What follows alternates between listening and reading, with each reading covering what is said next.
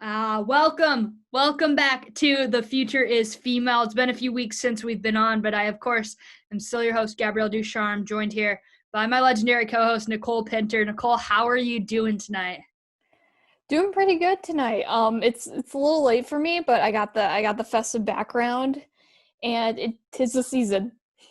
Yeah, truly, 'tis the season, right? It's a few days before Christmas right now, and it's kind of an exciting time. This episode will be a little bit more holiday focused. Of course, I got my Santa hat on. You know how we do. Best time of the year. Nicole's got the festive background in the COVID era. This is about as close as we will get to going to Disney World or Disneyland right now, I think.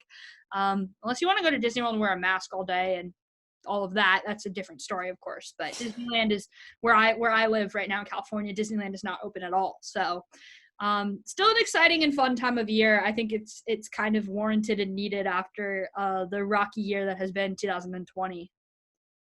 Yeah, I agree, and it's crazy to think earlier this year.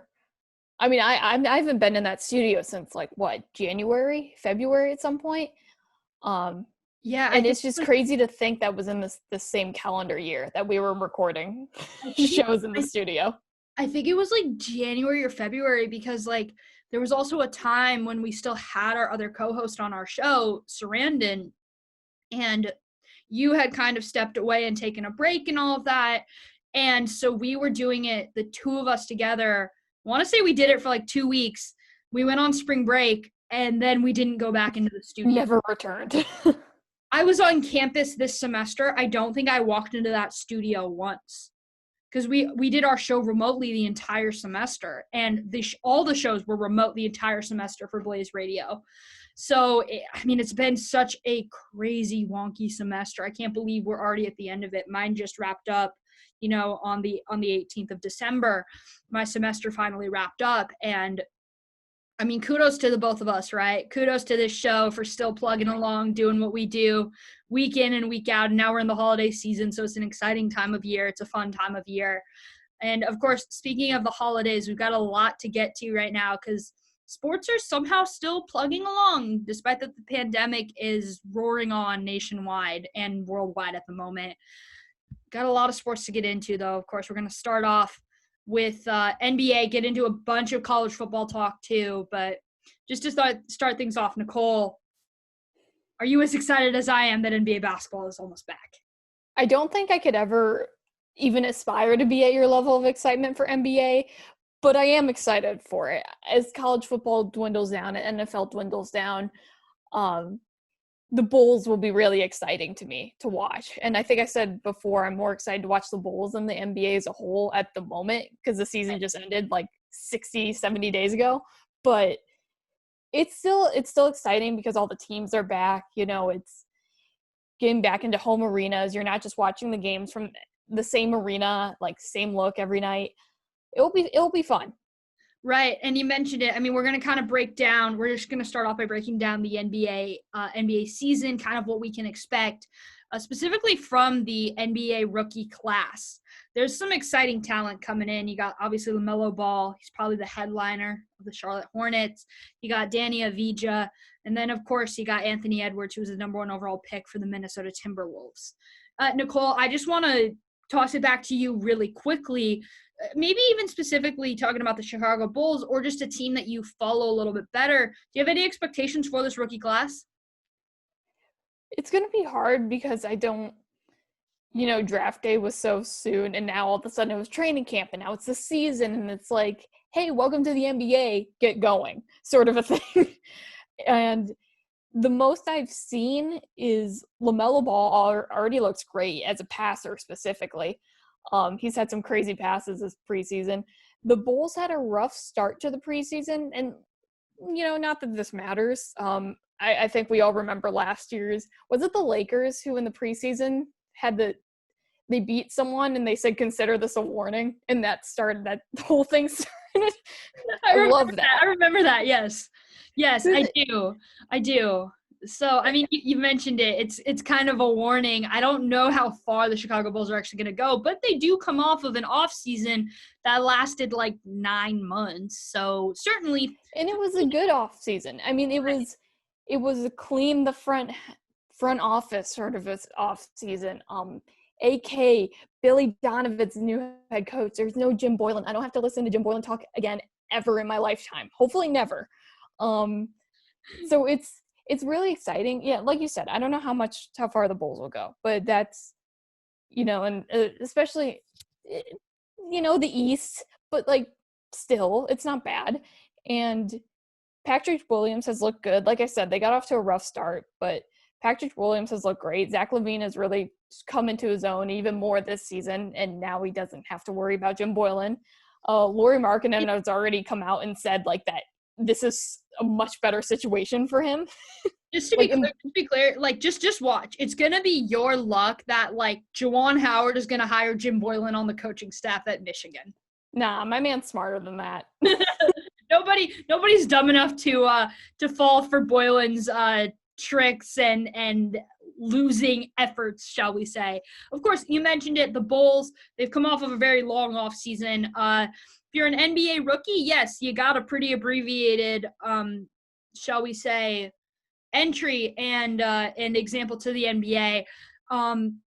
LaMelo Ball having the target on his back that he has, I wouldn't wish that upon anyone, let alone a 19-year-old kid from Hollywood, essentially. He's from Chino Hills, right near Los Angeles. I wouldn't wish for that on anyone, and LaMelo Ball, unfortunately, has to deal with that. I know he says he doesn't succumb to pressure and all of that, but it's kind of hard not to, especially in this day and age of social media and everything. So this year, I think for Melo is going to be the year whether or not he's actually a true basketball player or he's just a reality TV star.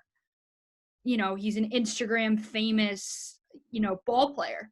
He's literally one of the first athletes that's gained so much of his following and so much of his recognition, not from what he did at the collegiate level in the big rivalry game, but from what he did when he was 14 on Instagram, right? From highlights popping up on Instagram of him, making half-court shots and signing NBA contracts or signing professional league contracts at 16 and all of these different things that did happen in his life. It was all broadcasted on social media first and foremost. So this year for LaMelo Ball, it's going to be a defining year of whether or not, are you an actual pro ball player? Or are you just an internet celebrity? Which one are you, right? I have faith that he is an actual ball player. I really, really do. I mean, I love watching the Ball brothers play. They're so exciting to watch, despite that I think they are a little bit overrated, period. I think LiAngelo Ball is especially overrated. Like, I don't think he would be anywhere near the NBA right now if it weren't for the fact that he has two brothers and for his father. Well, the Pistons did waive him, so he currently isn't near the NBA. Pretty sure, well, the fact that he even made an NBA roster, period. Even if it was for like 72 hours, right? Pretty sure he's on the team for like 4 days, something like that. Anyways, I think LaMelo, for him, it's going to be a make or break year in that way. For Anthony Edwards, it feels like he's literally just living in LaMelo Ball's shadow. It's like, oh, yeah, you were the LaMelo Ball draft, right? Like, I think Edwards is going to also kind of have a hard time adjusting to Minnesota because it's just so different from where he played at Georgia. At Georgia, he was the number one option, no questions asked. Minnesota, he's going into a system with a superstar in Karl Anthony Towns who is hungry to win and who has also been put through the absolute ringer this entire year. I was going to say, bless his soul, man. I know. Bless. Can't believe he's even playing this season, honestly. Just wish him the best. No, I know. So going into a system like that, going into a situation like that, when you're Anthony Edwards, as a rookie in the midst of the pandemic and everything, I mean, that would be a lot for me to take in, as an 18-year-old kid, coming out of like a one and done system in school and stuff. And the fact that the focus isn't going to be on him, it's going to be on taking care of Karl Anthony Towns. Anthony Edwards already owes Karl Anthony Towns so much, even though he hasn't played an NBA game yet. So having that pressure on his back, I think is going to be a lot. It's going to affect him a lot more than people realize. I think Anthony Edwards, though, definitely has the potential to be a stud on court just because not necessarily he's not the best shooter on the court. But let's just put that out there now. He's not the best shooter ever, but he's got a very old-timey game, kind of like Karl-Anthony Towns. He's got a very old-timey game where he knows how to post up. He knows how to take the ball, one-on-one, one power dribble down the lane, get in there with the big boys, even though he's not the biggest on the court. He plays a lot bigger than he really is. So to be multidimensional like that from a basketball skill and talent standpoint, when you're only 18, 19 years old, pretty good thing to be. Pretty good thing to be, most certainly. I think this entire season is going to be tough, though, on Minnesota. I think this entire season is going to kind of make or break the franchise for the next few years, because it's all about how Karl-Anthony Towns can really get through this year. And then, of course, moving over to someone like Denny Avdija. I mean, he's got so much to prove coming over from, I believe he came over from Jerusalem. So as an international player, will you be, a Luka Doncic, an MVP candidate, or will you fizzle out like Darko Milicic did, from Serbia? Like, you could be literally anywhere. That's your range. It's a really, really big range that you can be in. But I think this rookie class is exciting because it's unknown. It's very unknown. It's very fun. And why not? Let's throw a couple more. Let's throw 60 more unknowns into the pot that is 2020, right, Nicole? Absolutely. I mean, yeah, there's still a few days of December left. Weirder things can still happen. That certainly weirder things can still happen. But of course, moving over, of course, from the expectations for the new guys we haven't really seen yet to the teams that we know so well that will be playing on December 25th, NBA Christmas Day. Truly the best day of the year for a multitude of reasons, not just the fact that it's actual Christmas, but of course because I am always gifted with 5 wonderful basketball games every single year to unwrap on my television for 12 straight hours, and nobody can really tell me otherwise because it's Christmas Day. So, of course, Nicole, a lot of great matchups coming on NBA Christmas Day.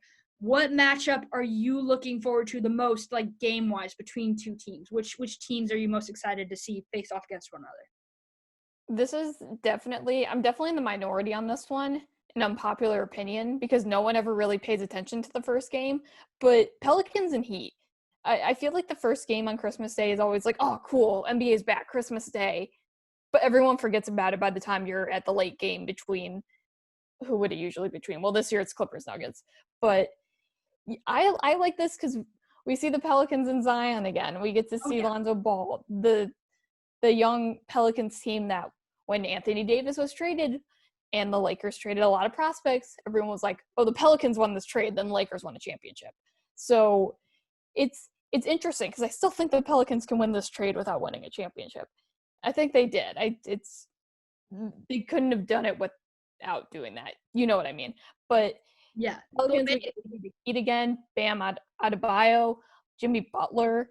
I really like this matchup.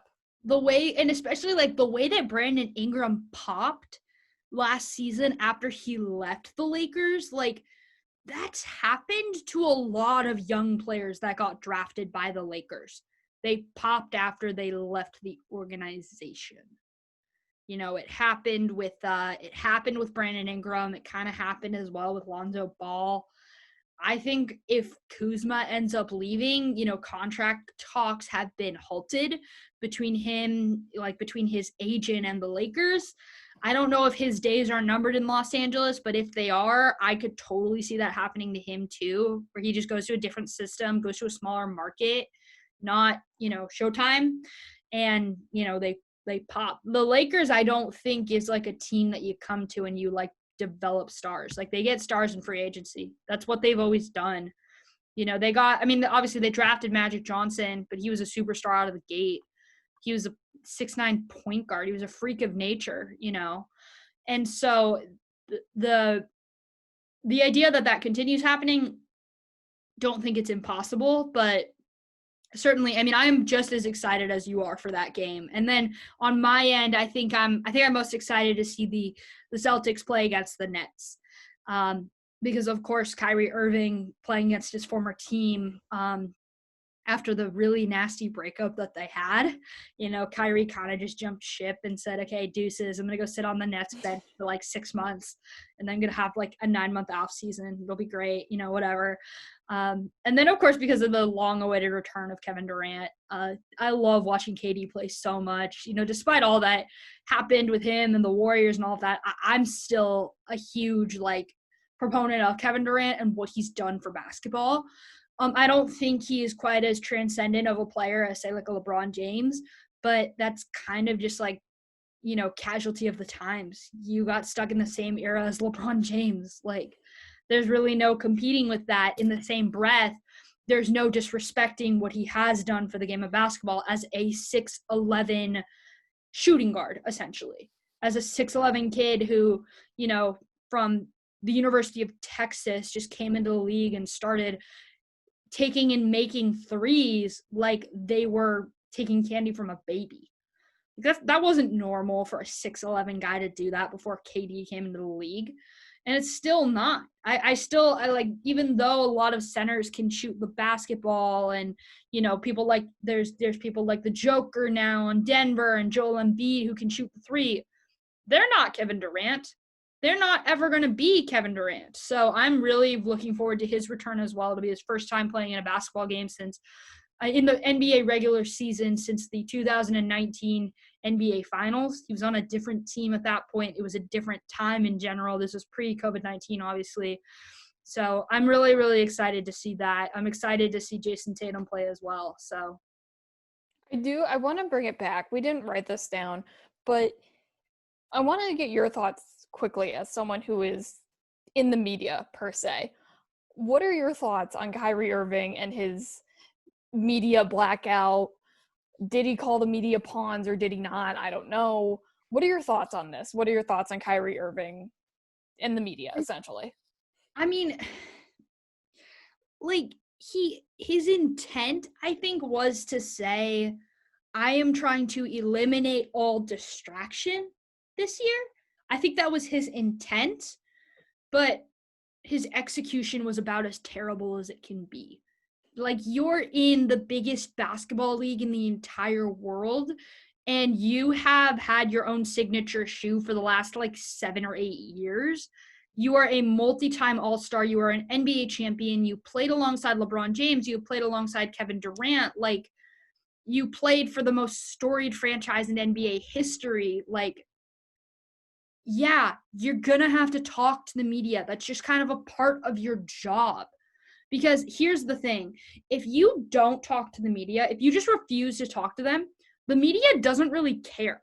They're going to figure out that there's something else going on that you don't want openly known.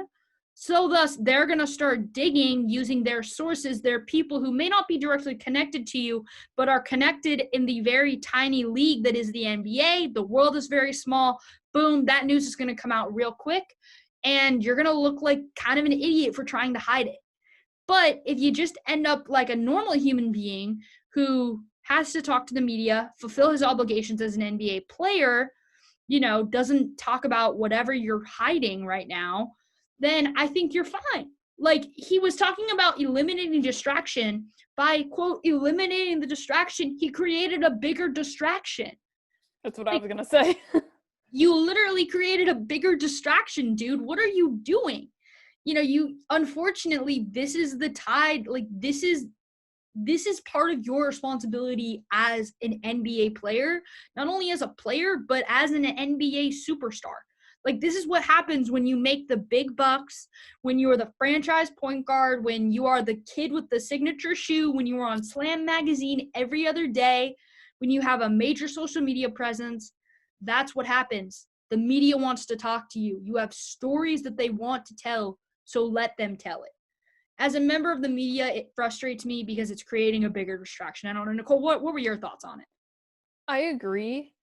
I do think he's creating a bigger distraction from this because now it's just one more thing we can talk about instead of Kyrie just go out there, answer the questions, and be done, sort of a thing. And I think talking to the media benefits more than him. It's the writers who have to write the story. It's the locker room time. There's more people that benefit from him talking to reporters than like him being a distraction for him, if that makes sense. Yeah. You know, it's not just about him. The other thing I'll say, however, to the media as a whole, to NBA reporters as a whole, don't make the flat earther look like the good guy here. Don't make Kyrie Irving look like the good guy here. I'm going to leave it at that. Right. Yeah, don't make it a bigger thing than it needs to be either. Like, as far as I've learned in journalism school, like, and as far as I've learned as well about like being just like a member of the media, working in-house for teams, things like that, if they don't talk to you or they refuse to talk to you when you find out something, then you just literally write in the article, they refuse to talk. Like, we requested it and they're not talking right now. Like, they won't comment on it. Like, that's all you have to do, right? It doesn't have to be this entire barnstorming of like impeding on them. I mean, he's a human being at the end of the day. Like, he technically has a right to do whatever he wants to do. Technically. But if you're getting paid $30 million a year to, you know, dribble a basketball, then taking 15 minutes out of the day to sit down with NBA reporters from ESPN isn't exactly going to be the thing that makes or breaks your day, I don't think. And that's not like when we're talking about distractions that you need to eliminate, that's not the distraction you need to eliminate. You need to eliminate the distraction of tossing sage all over the TD Garden for tip. Thank you for bringing that up. Okay? Like, let's be clear on this, Kyrie. The media is not the problem right now, sir. Like, let's be clear on that. Yeah. Did you see that online? What did you think of that? He's such an interesting character. I mean, he's a character. I can't say more than that. He so many times it feels like he has the right intentions of things, but he's really not good at executing any of them. And it just comes off on the wrong foot too. Yeah. So it's even worse. He's an interesting character. I'll leave it at that. I'm going to be 100 with you. Let's talk about intent versus execution. When he wanted to leave the Cleveland Cavaliers 3 years ago after winning an NBA championship with LeBron James, saying, you know, I want to be the number one guy. It's my time to shine. You know, I'm ready to move on to the next chapter of my career. This was my rookie contract. I want more money. I want this. I want that. Well, congrats, I guess. You went to Boston. You were injured for like 2 years, and then you dipped for another team after you told Boston you were going to stay there for the rest of your career. So now you're on your third NBA team, like your eighth NBA season, and you really haven't made nearly the impact that you made when you were playing alongside LeBron James. So talk about intent versus execution kind of failing, shall we say. But we could have an entire segment on Kyrie, because we could go into Kyrie and LeBron's relationship. He hurt LeBron's feelings with some like clutch comment. We could do a whole segment, and maybe we will. Maybe in the new year. Oh yeah, in the new year we might start things off by just dissecting like Kyrie Irving in general. And of course, when you talk about NBA players, there's a lot of great NBA players that will be playing on Christmas Day. So which matchup are you looking forward to the most, Nicole? Whether or not it includes Kyrie Irving, of course. I mean, Kyrie Irving versus the Celtics is just basic. But I think you're throwing a transition to me, so I'm going to use it. But Giannis to the war against the Warriors and Steph Curry. I mean, he signed a Supermax deal. I know I'm not the most knowledgeable person to talk about a specific matchup, but Giannis signed a Supermax contract to stay with the Milwaukee Bucks. 5-year, $228 million. I'm speechless. That's a lot of money. Oh my God. It's the most money in NBA history. Let's get that out there now. It is the most money in NBA history. And for me, I am most excited to see Kevin Durant versus Jason Tatum. I know I alluded to it a little bit earlier, But the reason I'm so excited for this is because both of these players have really big things to prove as they're both at different stages in their careers. Jason Tatum has a lot to prove because he just signed a 5-year, $190 million extension with the Boston Celtics. He's about 22 years old now. He's going into his 4th NBA season, and there is talk that he could be the next great superstar in this league, like a superstar on the level of Kevin Durant, and you just mentioned it, Giannis Antetokounmpo. And so this season is gonna kind of be like, this season is step number 1 in whether or not he becomes the superstar that the money says he should be and that the Celtics feel he is. So that matchup, and then going on course onto the end of Kevin Durant, he has a lot to prove too, coming off of that torn Achilles tendon, right? Coming off and still showing that he's like, hey, I'm Kevin Durant. Like, I'm in my 13th NBA season. I am just now still in my prime. And oh, by the way, an injury that once ended NBA careers was nothing but like a little misstep for me, right? I am still a 2-time NBA champion, NBA MVP, NBA scoring champ. I'm still me. And oh, by the way, let's do it and show you that I'm still me by dominating the 22-year-old rising star that just got big money for the first time in his career, and essentially just show that this league is still mine, right? Like, I think Kevin Durant really wants to make a statement Christmas Day by showing that he's still him, that he can still score at will anywhere he wants on the court. He can still close out games at will. At any moment, he can flip the switch on court and turn it on. And that's something that only a handful of NBA players can do. I think Jason Tatum is a player that might get there, but KD just has so much to prove coming back from injury. So that's what I'm most looking forward to. I'm most looking forward to seeing the rising superstar who just got big money versus the perennial superstar, future first ballot Hall of Famer that's coming back from a major, what probably could have been a career-ending injury. So I was wrong about the transition thing. I know you mentioned it, but you didn't go into detail, so that's my B. But let's get our thoughts on this Giannis Supermax deal. So like I said, 5-year, $228 million. Gabby, what are your thoughts on what this means for the Bucks, for Giannis, and for the league as a whole? Oh, man. Okay. I mean, I think it means that there's still, like, having flexibility is key in a league like this that's so superstar dominated. But I think it means more so that Giannis is kind of an old soul. I think he's a very loyal soul, too. Like, when he created his signature shoe, he dedicated it to his like 3 brothers that he grew up with in Greece. He dedicated it to his family, to his mother and father who came from nothing in Nigeria. And that sense of loyalty, that sense of familiarity that he feels is something that he feels in Milwaukee too. And it wasn't something he was willing to give up.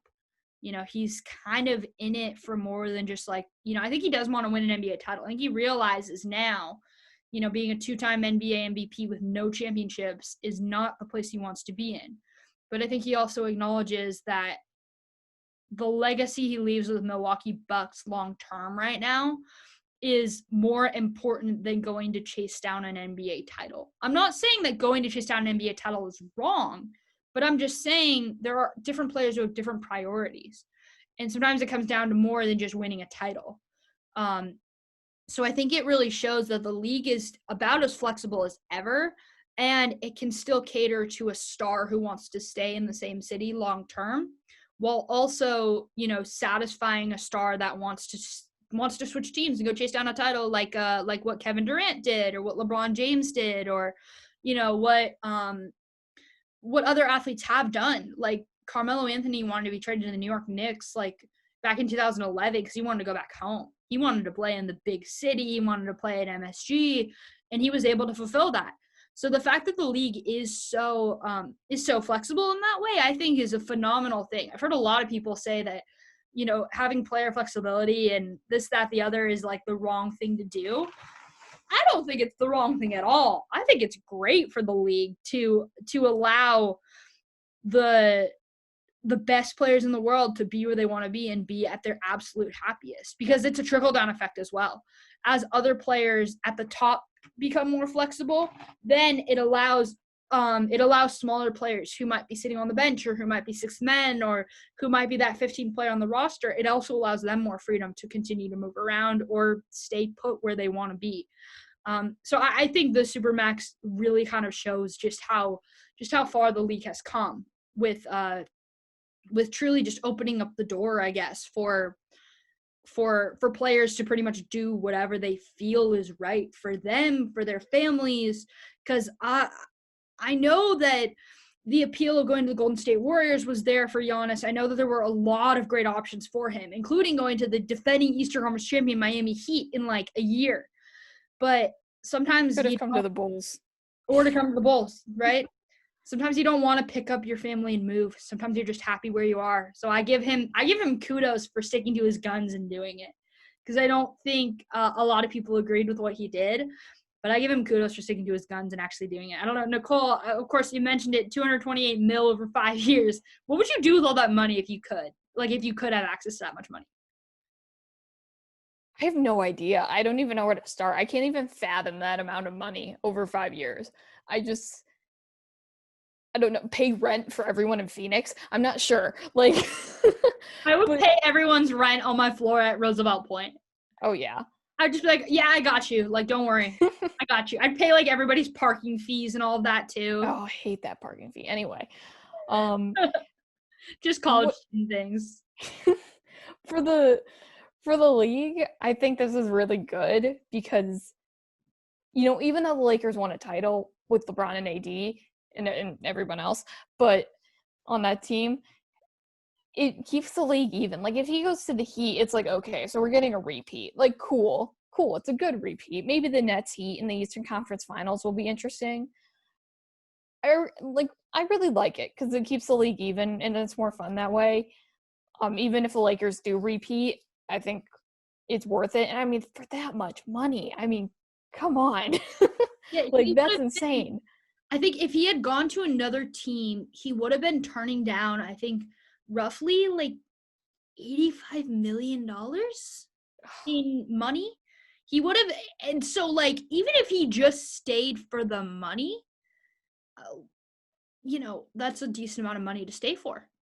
If somebody paid me $85 million to stay and play basketball in Wisconsin versus playing basketball in Florida, well, I think I'll stay and play basketball in Wisconsin for a couple of years, and then I'll just go buy like 4 homes in Florida and like chill out there for the rest of my retirement. Like, he can always go live in Miami after he retires. I don't know if people realize that, but like, where he lives is not really like, I don't think it's really much of an object right now that he's too worried about. He's like 24 years old. I mean, he's rich. It's insane. And I like that he's, even as close as the Bucks were to a championship, or getting to a championship, even as close as this team might be, even though they choked, I like that he's committed to the Bucks to trying to get there. I know the Bucks are trying to really, like, bribe him to stay. Like, hey, look at these somewhat high quality acquirings we're getting. Like, okay, yeah, Giannis is really excited about that, but still he stayed. And I think that's really cool. I like it. Yeah, I like it too. And of course, as one superstar decides to stay with the team he's been with his entire career, there's another one that really wants out of the team he's on currently. He's actually an alumni of the school that you and I both attend. James Harden and the Houston Rockets. I have no words except good luck to the new Houston Rockets head coach. Well, so I good luck because true. I bring this up because there were reports, I think just this week, that the Rockets like ran around Harden, sort of a thing. Like, if he was late for film, they would wait for him for film to start. The plane wouldn't leave without him. Like, obviously, like, and he was always late. He was never timely. The Rockets are obviously built around him, but like, they as an organization run around him literally. Like, Harden has him around his fingertip.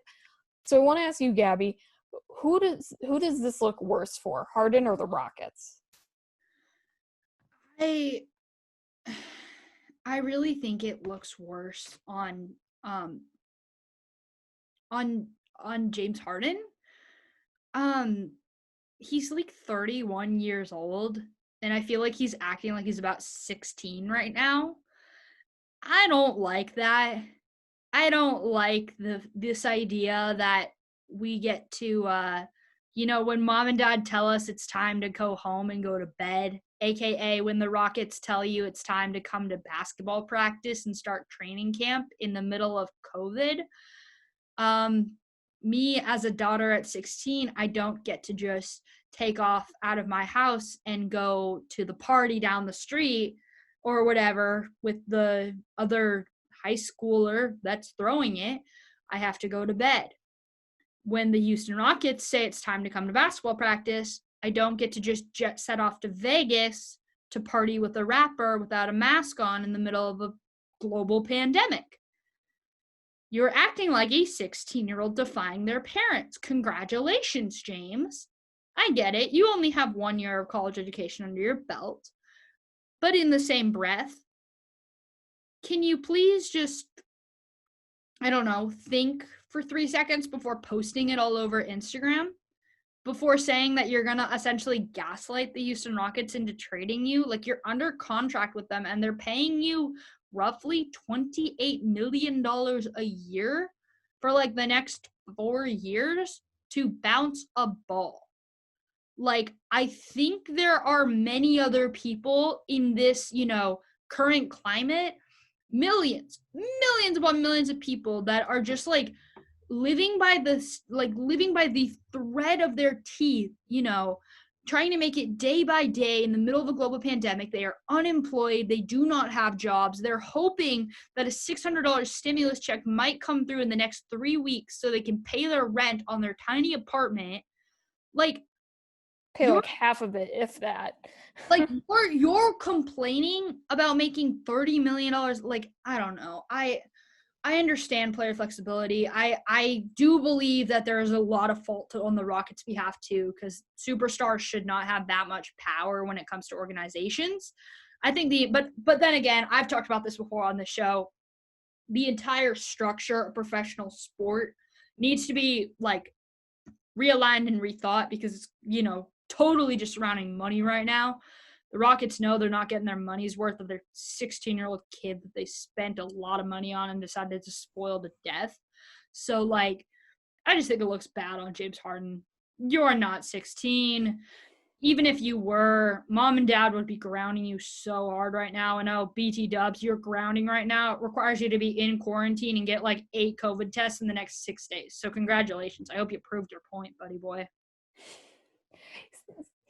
So I'm torn, and I agree with you on Harden for all the reasons you said, and you basically said everything I agree with, because the Rockets, you can't just let that happen.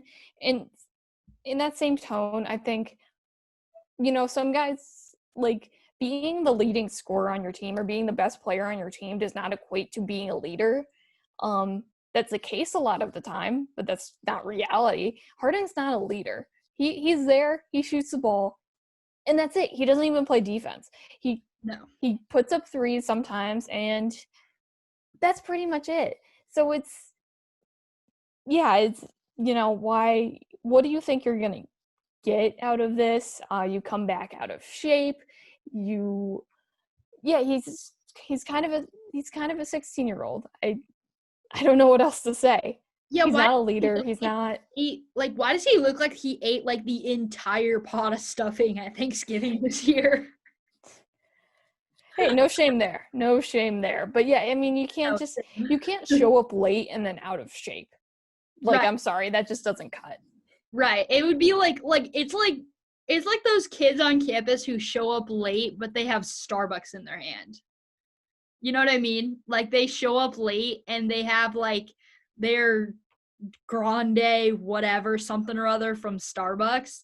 And like, Honestly, if that were me, I would feel so ashamed about being late. I would probably trash the Starbucks, even if it meant I was throwing away like $5 or $5 in M&G or whatever. Because I would Yeah, just sorry I came late. Oh, I came as quick as I could. Obviously not. clearly not, right? There were so many people like in my early morning classes that would do that. Like this was pre-coronavirus, in like normal, just like going to class times. And I would think in my head, I would be like, okay. God bless the people who deal with the James Hardens of the world. I appreciate all of you so much, including the Houston Rockets. But yes, I think the Houston Rockets are literally probably just as much at fault as James Harden is, but I think it's more detrimental to James Harden than it will be to the Houston Rockets. I feel really bad for their head coach though. And of course, I mean, we'll see kind of where things land on, the 16-year-old defying his mom and dad. Moving on, of course, from the NBA to college football. It's been a very crazy weekend of college football. ASU is currently dominating right now over Oregon State, so go Sun Devils, I guess. But in other news, the Pac-12 still hates itself. Nicole, what's going on in the Conference of Champions? Oh yeah. Pac-12 championship, all I put here is LMAO. So obviously this game was supposed to be Washington USC. That did not happen because Washington had COVID issues. So Oregon, who was second in the North and who lost to a one-win team in Cal, ended up beating USC 31-24. They went up early and never really looked back, and USC kept making mistakes. Slovis threw 2 touchdowns, 3 interceptions. One of them was just a downright great catch. The others were just terrible. And it was this constant bad decision making, bad play calling, just bad coaching overall. And looking at this year for USC, I know they went undefeated in like Pac-12 play. They were probably really excited about that. And like, look, we were right for keeping Clay Helton. No, you weren't. You just put more detriment to the conference. I actually tweeted that I love this conference. Reddit College Football had like tweeted one of my tweets. It was like, I love this conference, and someone said I hated this conference so much, man. The duality of man. Oh, that's amazing. I mean, this conference. I think it's hilarious because it's just so ridiculous all the time. Because Oregon, who wasn't even supposed to be there, beats USC, a USC team that, let me just put it clear to you, had to come back and beat ASU, who ASU should have beat, but we'll get to that in a little bit. Had to come back and beat Arizona, who again, we'll get to that in a little bit.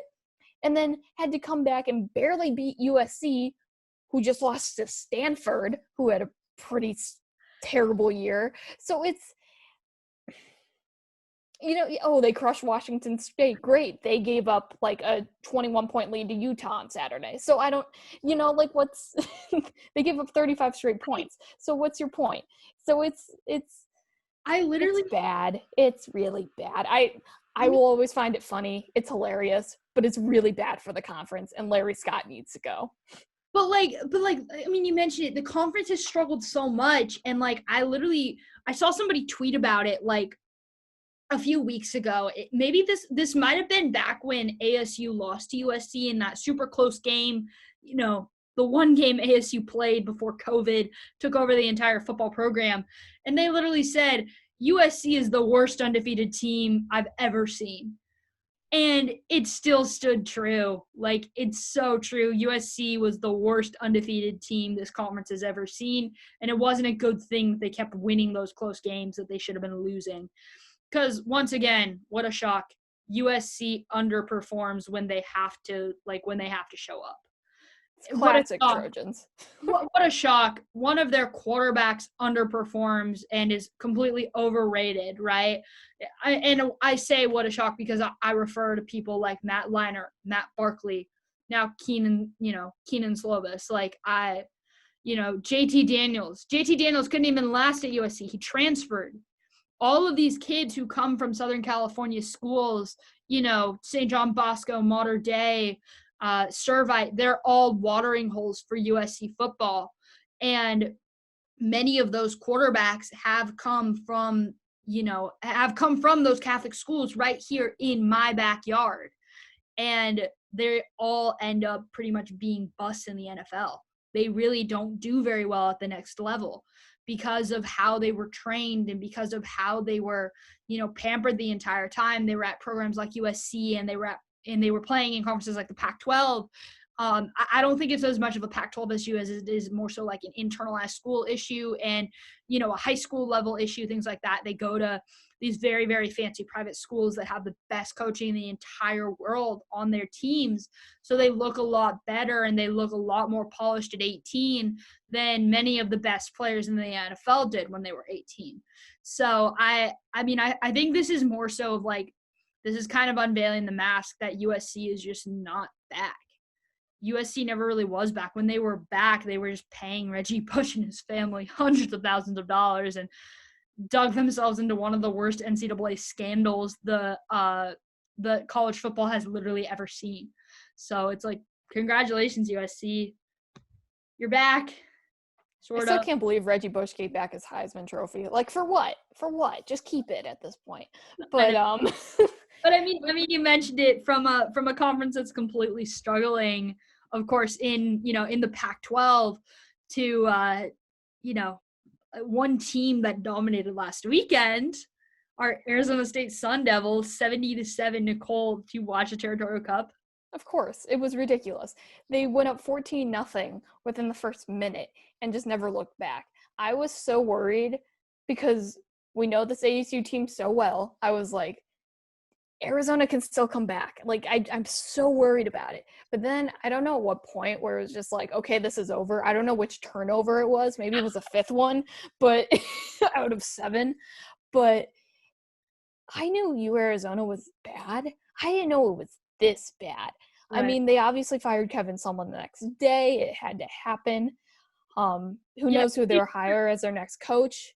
I'm pretty sure that Herm Edwards was sending his condolences to Kevin Sumlin in that post-game talk. Oh, I'm sure. I mean, it was just a beatdown. I'm glad ASU never looked back because they have a tendency to get ahead in big games and just kind of ease off the brakes a bit. But I think because it was Arizona, I think because they didn't know maybe this was their last game. There's no fans. Maybe that helped. I'm not sure. But they just never looked back. If you think about it, though, ASU had about 5 weeks or something like that to sit on that loss that they had to USC. At the very end, they were up 14, I think, with 2 minutes and 42 seconds to go, and they lost. USC had a month to sit on that, and then they came back and they lost to USC's crosstown rival in a game that they probably should have won. So they had a lot of angst, I think, and they decided to take it all out on Arizona, of course. I saw somebody tweet 7 plus 0 equals 7 or something like that for 70 to. Oh, and like on a calculator, when you turn it upside down, it says LOL. Yeah, I thought the legendary Catherine Fitzgerald of AZ Central, she tweeted that, and I was like, that is the tweet of the day right there.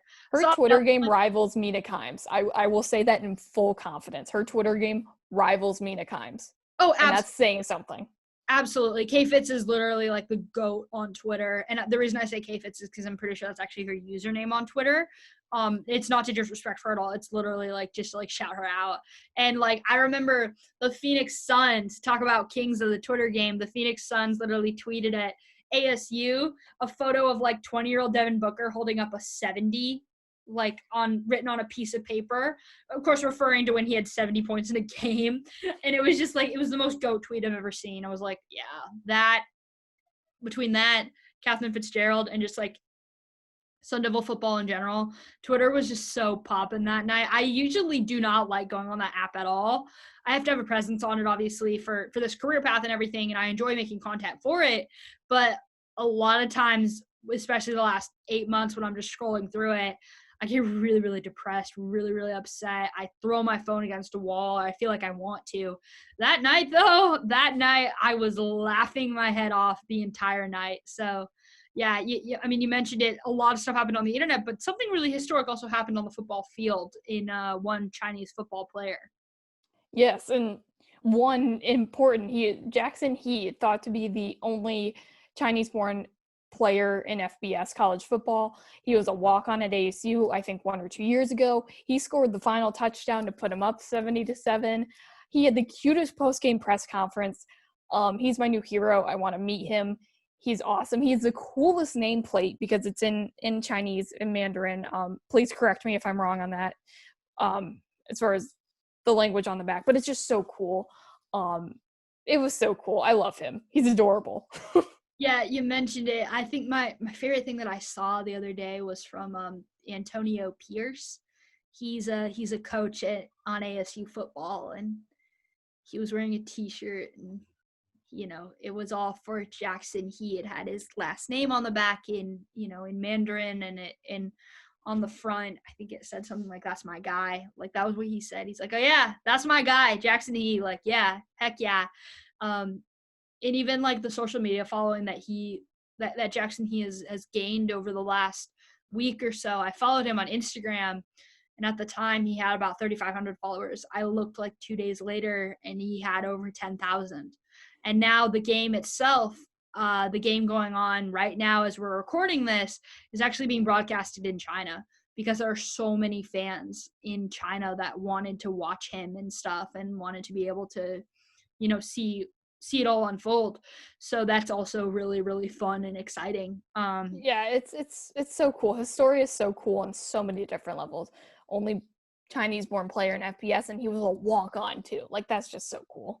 I saw a tweet the other day from someone who we go to school with, and he I'll just say his name because like this is really positive and amazing, and I love what he said. Harrison Zhang. He's I don't know exactly what his background is, but he shouted out Jackson He, and he pointed out how valuable it is to have representation in sports, to have people that look like you to look up to. He pointed it out specifically in his own internship. He works for Sunderland Athletics in their digital media division. He's very, very talented. He's one of the most talented people in our class in school. And he literally said, like, if I didn't have these certain people to look up to at my own internship, I don't think I would have applied. Like, representation matters. And the people that he pointed out were all people who descended from the same background that he did. Like, they all descended in some way from the Asian culture, from like the continent itself, right? They weren't white people. They were of like South Pacific or like Asian descent or something like that. And he pointed out how valuable that is, to have representation in the newsroom. And he said it perfectly. Representation matters. For someone like Jackson He to do this, that matters a lot for the country of China. That matters a lot for football players from other countries, because this is a sport that is not an international sport. It is it is about of American as a sport as something can get. It is not the NBA. It does not have the same global reach that the NBA or the NHL has, or something like that. There really aren't a lot of international players in the NFL. I don't know. Can you name an international player in the NFL off the top of your head? No. I know there was an Australian or New Zealand rugby player who was drafted as a punter for the Vikings. I don't know if he's still there. I don't know where he is. But yeah, I don't even know his name. So you just made my point right there. Representation matters. Something that the NFL is rather lacking in, and it's something that college football especially is lacking in. So shout out to Harrison Zhang for turning me on to that, because he kind of summed it up perfectly, why it's so important that we do have people like Jackson He making an impact. I think here's my thing with it. I don't think it's that we have to like give certain amounts of spots and stuff like that to players of like certain descent. I think it just means we have to pay attention to everyone, right? We have to pay attention to other countries and give people the opportunity to play sports in those countries, because you don't know what you're missing out on. Like, Giannis Antetokounmpo didn't come from a major Division I college. He didn't go to Duke or Kansas or Kentucky. Didn't grow up in the United States of America. He grew up playing in like a Greek basketball league that had like 12 people in the gym, and I'm pretty sure the courts were like 64 feet long or something like that. Like he grew up playing, with his three brothers. They all shared the same pair of basketball shoes. They would commute like 2.5 hours to go to practice every day. If they hadn't had scouts paying attention to him, we would probably not be blessed with being able to see him play every night on the court. So like if somebody at ASU hadn't been paying attention to Jackson He, and if Jackson He hadn't persevered, through being a walk-on, through being the only one to do it, talk about having the odds set against you. I mean, if those players, as athletes in general, hadn't persevered through and beaten the odds, we wouldn't be talking about them now. So I think programs have an obligation to begin just paying attention more, begin doing more outreach towards programs like that, begin partnerships with other countries to make sports more accessible, and to make it that you're not beating the odds, but in fact you're being helped out along the way. So of course, Jackson He, what he did on the field that night, still going to be talked about, of course, for years to come. And ASU is kind of in the process of beating down Oregon State right now. But like Nicole, looking forward, what were your thoughts on this football season? It was. I wish we got more of it. We only got one ASU home game, which obviously not their fault. As a whole, I think there's a lot you can take away and look forward to next season. But because they've played 1, 2, 3, 4 that they can count on one figure games, take the good, look at the bad, see what you can improve. This year, it's almost a wash. Other than the games mean something. They lost to USC. They lost to UCLA. They dominated Arizona, and they should beat Oregon State. Hopefully, it's Corvallis at night. We'll see. But yeah, I mean, just take it as a learning year, kind of a learning curve sort of a thing. But we kept the cup. That's all that matters. Yeah, exactly. Territorial Cup was like the one big positive that came out of this season. Yeah, of course, we'll see what happens with this football game tonight. Of course, when this show goes up, the game will probably already be over by then. But I mean, I think there's a lot that you can take away from this season, including the impact that COVID-19 can have on sports, and makes me question whether or not we should have even continued our season. But of course, at this point, it's too late to go back on that. And they're now playing in another game, and they're still COVID free at this point, which is a good thing. But looking forward, of course, to just kind of the college football playoff in general, we're definitely at that time of year where the legendary Paula Bovin is hard at work with the rest of her committee members, trying to figure out which 4 teams will be in the college football playoff. Nicole, what's going on right now with it? Well, Tuesday's rankings specifically sort of had everyone up in arms. Florida had a really bad loss to a really bad LSU team because of a thrown cleat. The shoe game, LSU, all the memes. It was a great Twitter night. They only dropped one spot. They only dropped from 6 to 7. Iowa State moved up to number 6, even though they have 2 losses. And one of those is to, a good Louisiana team who should have played in the Sun Belt Championship game Saturday. Wish that happened. It was canceled. Then they got crushed in the Big 12 Championship to an okay Oklahoma team. Oklahoma's good. I'm not convinced by them at all. I'm just about as convinced by them as I was 2 years ago last year, I should say, this calendar year somehow, when they got absolutely crushed by LSU. A good LSU team, don't get me wrong, but yeah, I don't know. Texas A&M's number 5. Ohio State at the time had only played 5 or 6 games. They were number 4. Indiana's not even in the top 10. Maybe that's a little bias on my part, but they should be. Their one loss is to Ohio State, and it was by 7. They almost came back. Oh my God, what else is there? I don't know. It just, the Florida only dropping 1 spot is the most mind-boggling to me. Gabby, I don't know if you saw Twitter that night or the rankings. What were your thoughts? I mean, I think the thing that kind of shocks me the most is the fact that Indiana is not in the top 10. Like, Indiana was probably one game away from possibly being in the college football playoff. Indiana, basketball school, Indiana, you know, like that school that has like, Hoosiers was there. Like, it has Butler in in the same state. Like, that basketball state was going to have a college football playoff team. Are you kidding me?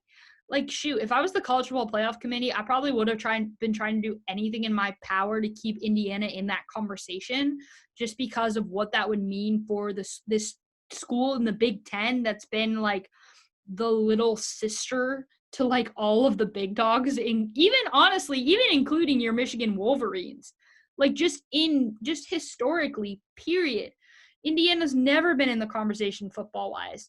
So like, I think that's kind of the thing that like I would say shocked me the most, is the fact that Indiana's not more in the conversation. I know that they did end up losing a game and everything like that, but I don't know. I think to me, it's frustrating that it's just going to be the same teams. And I mean, it's not those teams' faults. They took care of business. They continued playing through COVID. They did all of that. It, I always thought that the college football playoff was going to bring all this competition and stuff to it, but like back in like 2011, when it was still just like the BCS bowl game, I think it was LSU versus Alabama. And like tonight, Alabama won the SEC title, and Clemson is, dominated against Notre Dame. It's still going to be the same teams. LSU is like number 7 in the country. The SEC is still going to dominate the college football playoff. So it makes me wonder, honestly, how valid the entire college football playoff system is, because it's not March Madness. It doesn't create the same fury. It's just a room of people deciding 2 more teams. Real competition, folks. Yeah, I'm there with you. It's the same teams, and it feels like the games don't even matter anymore. Like, conference championship Saturday used to be such a big thing. Like, oh my God, like if Alabama had lost to Florida, they're not in the BCS championship game, right? They're number 1, now they're not. They lost the championship game. Florida's not necessarily in, but the next 2 move up. So it would be like Clemson, Ohio State. And yeah, it's the same teams, but it's, like I said, the games don't matter anymore. Clemson dominated Notre Dame. Notre Dame should absolutely be out of the rankings. Will they? I'm not sure, because they beat Clemson earlier this year. Yeah, in an overtime game without Trevor Lawrence, but they still beat him. And I just don't know how much the committee cares about the eye test, as they say they do, as much as they do, oh, hey, they beat this team. They're a big market team. Okay, cool. Like, should Ohio State be in? I'm not even entirely sure they should be in. Yeah. I don't know about A&M. Like, it's so convoluted and it's so obvious. It's like, let's just set it straight. Alabama, Clemson, other 2 teams, good luck. Like, let's just set it that way. It would save us time. I don't know. I do long for the BCS, I think, because it was, even the bowl games meant more without the playoffs. It was like you're playing more for dignity. Now it's like, oh, we're in the Rose Bowl, which was canceled this year. And we're playing for the Rose Bowl. We're not in the national championship game, but that's okay because only 2 teams get there. And yeah, I know the first year Ohio State won it as a 4 seed, but like you said, we've had the same teams. It's always Alabama. It's almost always been Clemson, outside of the first year where it was Florida State. And it's always Ohio State. It's really the 4th team where it's like, okay, so it's been Notre Dame, they got crushed. 1 year was Michigan State, they got demolished. I don't know. Yeah, it's. I think I want the BCS back. I don't know if I still want the playoff system. I don't know if I still want 4 teams. Maybe get rid of the committee, all due respect to Paula Bovin. Maybe get rid of the committee, bring back the computers. I'm not sure. This system just isn't working. It's not for me anymore. It feels like no matter what they decide to do, not everyone will ever be happy. I mean, just like in March Madness, people still aren't happy with like the 68 team format that they have. Like, no matter what you do, college sports is so polarizing. You're never going to satisfy everyone, unfortunately. And so, honestly, the thing about bowl games and stuff like that, this actually brings up one other thing I want to touch on before we wrap things up. It's not something we wrote down, but there's been like 3 different Pac-12 teams who have all stated that they will not be playing in a bowl game this season due to the pandemic and what it's meant for the entire season and how much players have already had to sacrifice for it. Nicole, what are your thoughts on the fact that there are college teams that literally will not even play in bowl games? I don't blame them. I think the season's been long enough, and even if it hasn't been perfect as far as staying completely healthy, and not having games canceled, it's been long. They want to go home to their families, like, and see their families and just have a little more relaxation as far as things. I know it's only like 2 more weeks for a lot of these players, but I get it. According to Brett McMurphy, whenever the show is posted, I think a lot more bowl games will be canceled. I think we'll be somewhere in the 20s as far as bowl games, where it's usually 40 something, maybe 50. So yeah, I get it. It opens up the door for some other teams who aren't, and obviously I think you only need 1 win. There's no win set thing, 6 wins to make a bowl game. There usually is, but you probably need at least 1. So it'll be interesting to see, will they be able to fill bowl games? Who will take those bowl games? Is a team who shouldn't have been considered, wasn't going to be considered, now in a bowl game somehow, it'll be interesting. I understand. I mean, I've even heard coaches at the national level, like Notre Dame and Clemson, coaches that are a part of teams that are supposed to be in the national championship. I've heard them say that if they go to games where their families aren't allowed, they're not playing. Like, they just don't see the point in having their players have to self-isolate through the entire holiday season, not see their families, and then play a football game not in front of their families. Like, I think they're pretty much at their wits' end to the point of where it's like, where does it stop, right? Like, and on behalf of the NCAA, it's like, okay, wait, if you don't have a national championship game with the best teams in it, then what was the point in playing through this COVID-induced season? What was the point in pressing on when, ASU had a COVID outbreak that affected the entire team, including their head coach? What was the point of pressing on when probably the number 1 overall pick in the NFL draft contracted it? What was the point of pressing on when, ICUs are completely at capacity right now, and this entire country is fighting tooth and nail to just try and make it through Christmas, in, less than 1 million pieces, because we're probably in about 100,000 pieces right now. What was the point in all of that? Just to have a coach look at you and be like, well, if you're not letting us have our families there and you're going to force my kids to stay away from all their families during the holidays, we're not doing it. It's not worth it. Congratulations, I guess. I mean, job well done. I don't know. There's so much money at stake in the end, and that was probably the main reason why we played in the first place. So it should be fun. It should be interesting to see what ends up happening. I don't think it's going to be fun actually by any means, but it's going to be exciting and interesting for sure. And then, of course, Nicole, to end things off tonight, we cover everything that there is to in college football. You got anything else before we wrap up this college football segment?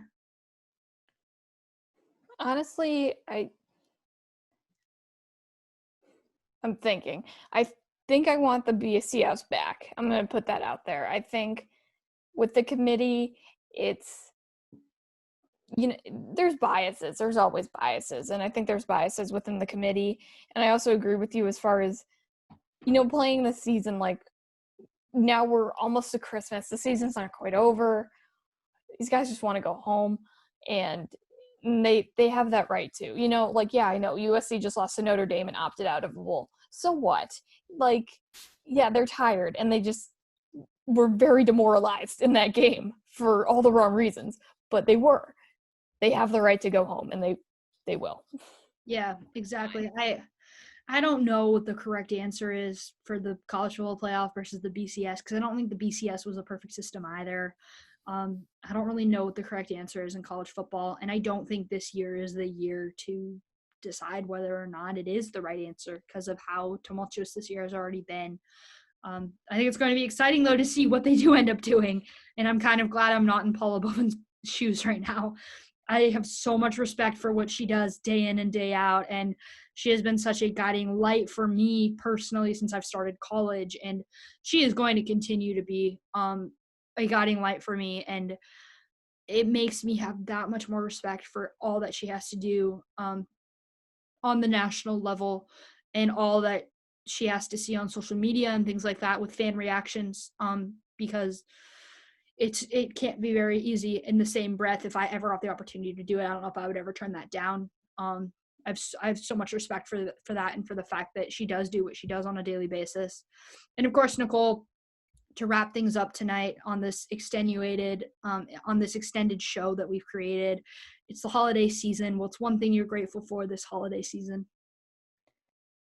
I'm personally grateful just to have the privilege to be with my family, to be safe and healthy. I know even saying that is to be in a super privileged spot. So I'm super grateful for that. Yeah, I think it's similar. I mean, I think I'm grateful for the fact that I was still able to do this show this year. Despite that I haven't seen you since March. Which is crazy.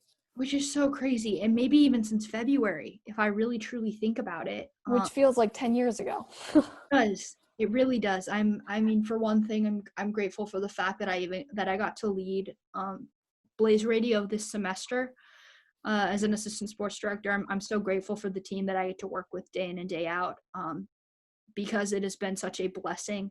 It has been the biggest blessing to be able to work alongside Carson Breber, Ethan Jordan, and of course Peyton Gallagher, with our social media team that we work with.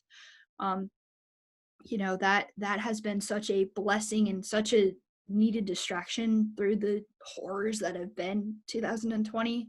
And I know there are far bigger battles to fight than the little things that we deal with as a radio station. But I'm so grateful for that team of people. And I'm grateful for this show as well, for the fact that we still stick to our guns on this show. We never really waver from that. You are not afraid to call me out when I am high on the Lakers juice. Of course I'm not. Will not stop. I know. It still won't stop despite that they are the NBA champions right now. And I love that I am not afraid to tell you you're struggling right now. Sports wise, Michigan football, Chicago Bears football, Chicago Bulls are back. We'll see about that. Anyways, I think I'm grateful for the fact that I'm still able to do what I love, despite that it's all been so virtual and it makes it that much more exhausting to do. I don't think I would trade it for anything. I don't think I would trade it for the world. No matter where the future goes with COVID-19 and everything, our place in this radio station and everything like that is still continuing to be cemented, and I'm grateful for that. I'm grateful for the fact that we still get to continue cementing it day in and day out. So I mean, and just beyond that, of course, I know how lucky I am to be home right now for the holidays. Despite all that is going on in the world, it feels incredibly privileged to say that, and I know it is, that I have a great roof over my head, that I'm sitting in this lovely little bedroom that I grew up in. I'm really grateful as well for my family, of course. And then going into the new year, Nicole, we don't know if we're going to have another show before New Year's. What's one thing you're looking forward to in 2021? It won't be 2020 anymore. So that can only mean good things ahead. But honestly, more so than that, at some point in 2021, I will be back in Arizona. That might be not until fall, my senior year, but which is crazy to think about. Who let me become a senior in college? Who let me be 21 in April? Anyway, who allowed this? I think there's a vaccine. It feels like there's just a little more hope in the world. Hopefully we keep moving, we keep pressing forward, keep on that. I'm looking forward to it no longer being 2021 because this year was like 10 years long. I know I aged like 10 years. I think I'm most excited